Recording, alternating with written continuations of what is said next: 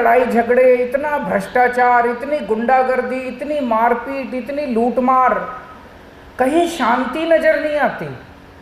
और अगर शांति नहीं होगी तो देश तरक्की नहीं कर सकता। क्यों कर दिया बताते ही नहीं है, बोलते ही नहीं है। जनता तो जैसे मतलब भेड़ बकरी बंदर है इनके लिए। जनता सिसोदिया जेल में है, मनीष सिसोदिया पे 4-4 रेड हो चुकी, सतिंदर जैन पे 6-6 रेड हो चुकी, चवन्नी नहीं मिली, 5 पैसे नहीं मिले।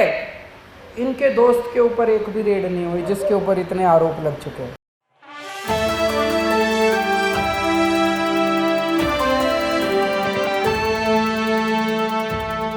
वो है अब 2024 के चुनाव आ रहे हैं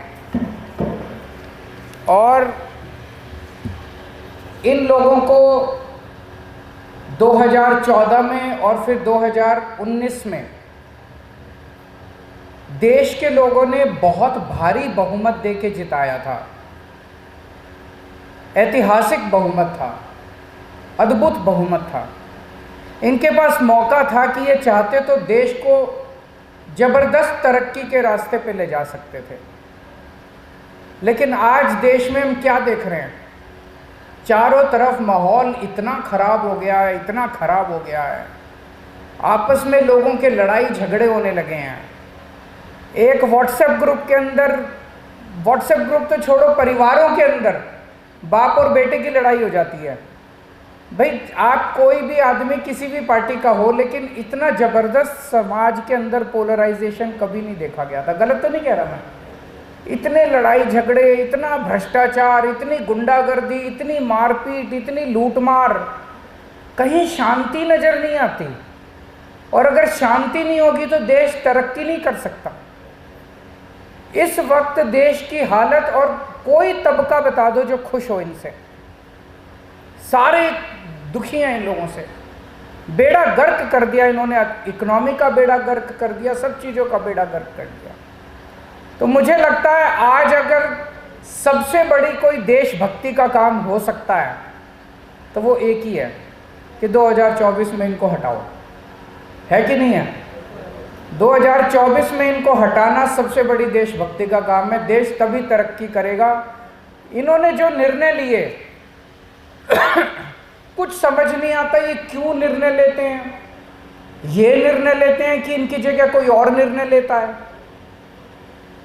2016 में बोले कि भ्रष्टाचार दूर करने के लिए 1000-1000 के नोट खत्म कर रहे हैं। इनसे पूछा भाई 1000-1000 के नोट खत्म करने से कैसे भ्रष्टाचार दूर होगा? तो बोले कि बड़े नोटों में काला पैसा रखने में सहूलियत होती है, तो इसीलिए बड़ा नोट खत्म कर रहे हैं, 1000-1000 के नोट खत्म कर रहे हैं। और 1000 का नोट खत्म करके 2000 का नोट ले आए। तो बताओ भाई, बड़ा नोट 1000 के बदले 2000 का नोट ले आए तो कैसे भ्रष्टाचार खत्म हुआ नोटबंदी से? कुछ नहीं खत्म हुआ। बोले आतंकवाद खत्म होगा, आतंकवाद खत्म हुआ उनसे? कुछ नहीं हुआ। तो ऐसा लगता है उस टाइम बड़ी अफवाहें चली थी जब 2016 के अंदर नोटबंदी हुई थी कि बहुत ज़बरदस्त भ्रष्टाचार हो रहा है, 30-30% में नोट बदले जा रहे हैं। बड़े बड़े आम जनता तो लाइनों में लगी है, लेकिन बड़े बड़े लोगों के पीछे दरवाजे से नोट बदले जा रहे हैं। जितने करोड़ों रुपए दे दो, लेकिन 30% में नोट बदले जा रहे हैं, 30% कमीशन ले रहे हैं ये लोग।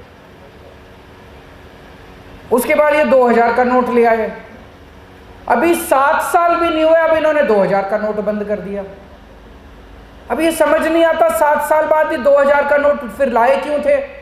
इस तरह से नोटबंदी किसी दुनिया के किसी देश में नहीं देखी गई कि अब तुमने 2000 का नोट बंद कर दिया। क्यों कर दिया बताते ही नहीं है, बोलते ही नहीं है। जनता तो जैसे मतलब भेड़ बकरी बंदर है इनके लिए जनता तो कुछ समझ नहीं आ रहा। नोटबंदी से, उस 2016 में जो नोटबंदी हुई, इस एक नोटबंदी से देश की अर्थव्यवस्था कम से कम 10 साल पिछड़ गई। लोगों के काम धंधे बंद हो गए, फैक्ट्रियां बंद हो गई, बड़ी बड़ी दुकानें बंद हो गई, व्यापार बंद हो गए। अर्थव्यवस्था कम से कम 7-8 साल पीछे चली गई, 10 साल पीछे चली गई। पूरे देश के अंदर देख लो, आज व्यापारी इतना दुखी है, इतना दुखी है। सब कहते हैं जी पहले व्यापार ठीक चला करता था, अब तो व्यापार का भट्ठा बैठ गया। पहले नोटबंदी कर दी, फिर ये जीएसटी ले आए। जीएसटी इतना कॉम्प्लिकेटेड है, इतना किसी की समझ में नहीं आता। बस चार्टर्ड अकाउंटेंट को पैसे देते रहो, चार्टर्ड अकाउंटेंट को पैसे देते रहो, और कुछ नहीं है, इसके अलावा कुछ नहीं है। किसी की समझ में नहीं आता। किसी को भी पकड़ के, सारे व्यापारियों के पीछे, बड़े बड़े इंडस्ट्रियलिस्ट के पीछे, किसी के पीछे ईडी लगा रखी है, किसी के पीछे सीबीआई लगा रखी है, किसी के पीछे कुछ लगा रखी है। 12 लाख ये रिकॉर्ड है।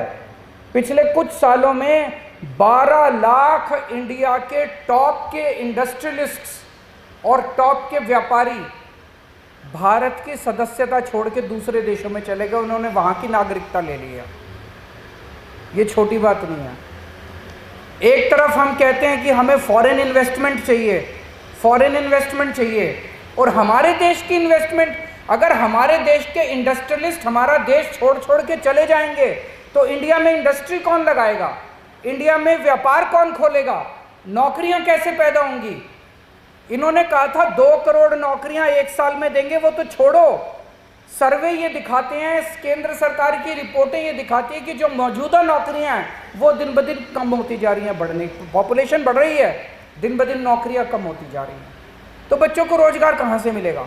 12 लाख लोग अगर देश छोड़ के, बड़े बड़े लोग देश छोड़ के चले गए, सोचने वाली बात है। जिसको देखो उसके पीछे, और इनके अपने वालों के पीछे नहीं लगाते। एक दिन कहेंगे फलाना आदमी, फलाना नेता सबसे बड़ा चोर है, अगले दिन उसको अपनी पार्टी में शामिल करके उसको डिप्टी सीएम बना लेंगे। एक दिन कहेंगे ये सबसे बड़ा डाकू है, इसने बहुत भ्रष्टाचार करा है, चक्की पीसिंग, और अगले दिन उसको अपनी पार्टी में शामिल करके और उसको बड़ा पद दे देंगे, उसको मंत्री बना देंगे। ये क्या नौटंकी मचा रखी है इन लोगों ने। कहते हैं भ्रष्टाचार दूर कर रखे हैं, सबसे ज्यादा भ्रष्टाचार इन लोगों ने किया अगर भारत में। एक ही ये कहते हैं 1 नेशन 1 फ्रेंड, सबका एक ही दोस्त होना चाहिए। इनका एक दोस्त है, सबका एक ही दोस्त होना चाहिए। सबके पीछे एजेंसी है। मनीष सिसोदिया जेल में है, मनीष सिसोदिया पे 4-4 रेड हो चुकी, सतिंदर जैन पे 6-6 रेड हो चुकी, चवन्नी नहीं मिली, 5 पैसे नहीं मिले। इनके दोस्त के ऊपर एक भी रेड नहीं हुई जिसके ऊपर इतने आरोप लग चुके हैं। तो मामला भ्रष्टाचार का नहीं है। इन्होंने बेड़ा गर्क कर दिया, सारी इकोनॉमी का बेड़ा गर्क कर दिया, और जितने चोर चक्के लफंगे, लड़कियों को छेड़ने वाले, हमारी महिला प्लेयर्स थी उनको छेड़ने वाले, सब इनकी पार्टी में, सब इनकी पार्टी में। इनकी पार्टी एक तरह से प्रोटेक्शन देती है। कोई कहीं चोर उचक्का लफंगा गलत काम कराए, इनकी पार्टी शामिल कर ले, उसके बाद किसी एजेंसी की, पुलिस की हिम्मत नहीं है जो उसको हाथ लगा दे, जो उसको कुछ कर दे। तो इन्होंने तरक्की का तो एक भी काम नहीं किया। आज सबसे बड़ी 3 समस्याएं हैं देश के सामने: महंगाई, बेरोजगारी और भ्रष्टाचार, और इन तीनों पे इन लोगों का कोई भी वो नहीं है। तो मेरा आप लोगों से निवेदन है कि अब हमें खूब मेहनत करनी पड़ेगी। अभी तक लोग कहते थे विकल्प नहीं है, अब इंडिया अलायंस को सब लोग विकल्प की तरह देख रहे हैं कि ये इंडिया अलायंस, जब से इंडिया अलायंस बना है, मेरे पास बहुत मैसेजेस आए, बहुत लोगों के संदेश आए कि इंडिया अलायंस अगर टिक गया और टिकेगा, अगर इंडिया अलायंस टिक गया तो 2024 में इनकी सरकार दोबारा नहीं बनने वाली। तो आप लोगों की जिम्मेदारी है, एक घर में जाके अपने दोस्तों से, अपने रिश्तेदारों से, अपनी अपनी कॉलोनी में लोगों से बात करनी पड़ेगी कि इस बार इनको भगाओ। अगर तरक्की चाहते हो, परिवार का भला चाहते हो, अपने पन्ने परिवार की सोचो।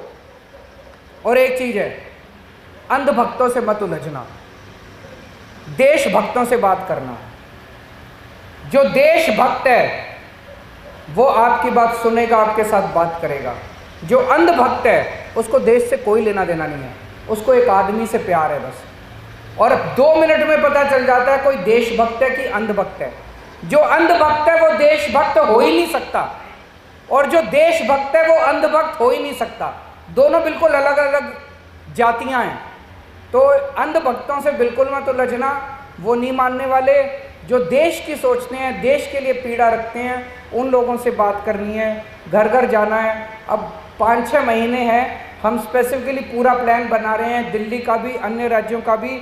वो पूरा प्लान आपके साथ शेयर करेंगे, आपकी ट्रेनिंग भी करेंगे, और थोड़ा सा टाइम आप लोगों को देना पड़ेगा। ये चुनाव देश के लिए बहुत ज़रूरी है, क्योंकि और अगर 5 साल ये लोग आ गए तो देश का बेड़ा गर्क कर देंगे, ये लोग बिल्कुल ख़त्म कर देंगे इस देश को। आप सब लोगों का बहुत बहुत शुक्रिया और गॉड ब्लेस यू। सब लोगों के त्योहारों की बहुत बहुत शुभकामनाएं।